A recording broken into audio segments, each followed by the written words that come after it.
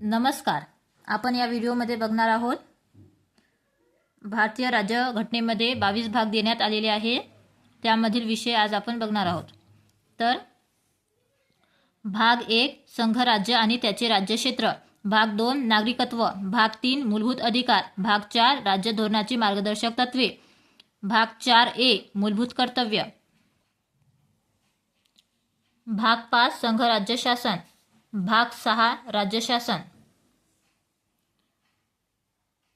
भाग 7 पहिल्या अनुसूचीच्या आ विभागातील राज्य, भाग 8 संघ राज्यक्षेत्रे, भाग 9 पंचायती, भाग 9A नगरपालिका, भाग 9B सहकारी संस्था, भाग 10 अनुसूचित क्षेत्रे आणि जनजाती क्षेत्रे, भाग 11 संघ राज्य आणि राज्य यांमधील संबंध, भाग 12 वित्त व्यवस्था, मालमत्ता, संविदा आणि दावे, भाग 13 भारताच्या राज्यक्षेत्रातील व्यापार आणि वाणिज्य व्यवहार संबंध, भाग 14 संघ राज्य आणि राज्य यांच्या नियंत्रणाखाली असलेल्या सेवा,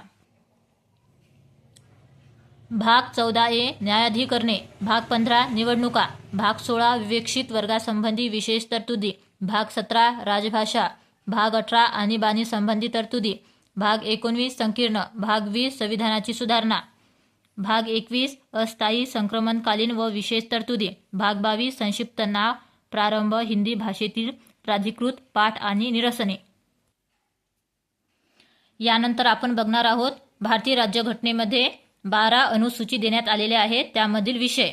आता जी पहिली अनुसूची आहे त्यामध्ये राज्यांची नावे आणि त्यांचे राज्यक्षेत्र, तसेच केंद्र प्रदेशांची नावे त्याचे राज्यक्षेत्र. दुसरी जी अनुसूची आहे त्यामध्ये वित्त लब्धी भत्ते, विशेष अधिकार, तसेच भारताचे राष्ट्रपती, राज्यांचे राज्यपाल, लोकसभेचे अध्यक्ष उपाध्यक्ष, राज्यसभेचे सभापती उपसभापती, राज्याच्या विधानसभेचे अध्यक्ष उपाध्यक्ष, राज्याच्या विधान परिषदेचे सभापती उपसभापती, सर्वोच्च न्यायालयाचे न्यायाधीश, उच्च न्यायालयाचे न्यायाधीश, भारताचा नियंत्रक व महालेखापरीक्षक. हे एवढे जे विषय आहेत ते अनुसूची जी दुसरी अनुसूचीमध्ये देण्यात आलेली आहे. आता तिसरी अनुसूची शपथांचे किंवा प्रतिज्ञांचे नमुने. तिसरी शपथ प्रतिज्ञा नमुने. चौथी अनुसूची राज्यसभेतील जागांची राज्य आणि केंद्रशासित प्रदेशांमध्ये वाटणी. म्हणजेच काय? चौथी अनुसूची जागांची वाटणी, चौथी वाटणी या प्रकारे. पाचवी अनुसूचित क्षेत्रे व अनुसूचित जनजाती यांचे प्रशासन व नियंत्रण. पाच जमाती या प्रकारे. सहावी अनुसूची आसाम, मेघालय, त्रिपुरा व मिझोरम या राज्यांमधील जनजाती. सहावी अनुसूची काय म्हणते? आसाम, मेघालय, त्रिपुरा, मिझोरम राज्यातील जनजाती. तसेच सातवी अनुसूची काय म्हणते? सातव्या अनुसूचीमध्ये केंद्र सूची, राज्य सूची, समवर्ती सूची या तिन्ही सूचींचा समावेश आहे.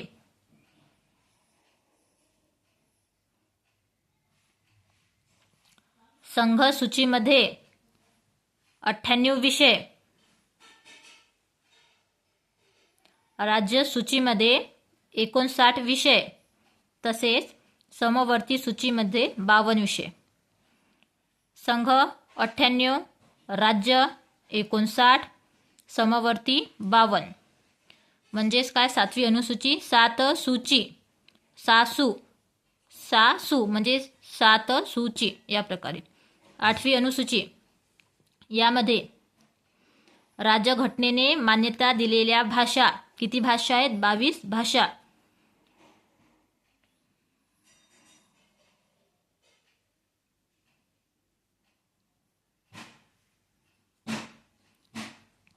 यामध्ये 21वी घटनादुरुस्तीने सिंधी भाषेला, 71व्या कोकणी, मणिपुरी आणि नेपाळी, तसेच 92व्या घटनादुरुस्तीने बोडो, डोंगरी, मैथिली, संथाळी आणि 96व्या घटनादुरुस्तीने ओरियाचे नामांतर ओडिया असे करण्यात आले. म्हणजेच आपण काय म्हणू शकतो? 8वी अनुसूची भाषेशी संबंधित आहे 8 भाषा, शॉर्टकट त्याची आभा म्हणजे 8 भाषा या प्रकारे. आता 9वी जी अनुसूची आहे यामध्ये जमीन सुधारणा आणि पहिल्या घटना दुरुस्ती कायदा ही 9वी अनुसूची संबंधित आहे. 9वी अनुसूची जमीन सुधारणा आणि पहिली घटना दुरुस्ती कायदा. 10वी अनुसूची 10 पक्षांतर पहा, पक्षांतर विरोधी कायदा. या अनुसूचीला काय म्हणतात? पक्षांतर विरोधी कायदा. 10वी अनुसूची पक्षांतर विरोधी कायद्यासंबंधी आहे. 10 पक्षांतर पहा अशा प्रकारे. 11वी अनुसूची पंचायत राज, 73वी घटना दुरुस्ती.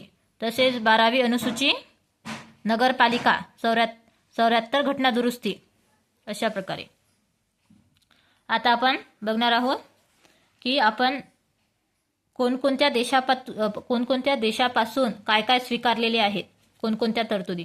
तर बघू शकता, भारत सरकार कायद्यापासून आपण संघराज्य पद्धती, राज्यपालांचे पद, न्याय यंत्रणा, लोकसेवा आयोग, आणीबाणीविषयी तरतुदी आणि प्रशासकीय तपशील.